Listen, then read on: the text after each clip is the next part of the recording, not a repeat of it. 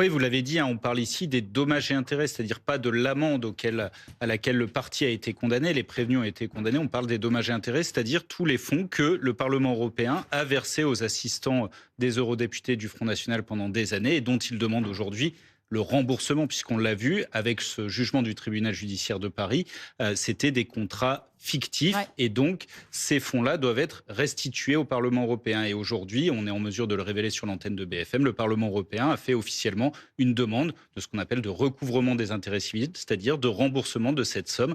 Vous l'avez dit, 3,5 millions, alors c'est un petit peu moins, hein, 3 millions 247 000, mais auxquels s'ajoutent aussi 200 000 euros de préjudice moral et Ah oui. 80 000 euros de frais d'avocat. La somme totale s'élève donc à 3 527 982 euros et 87 centimes pour être précis.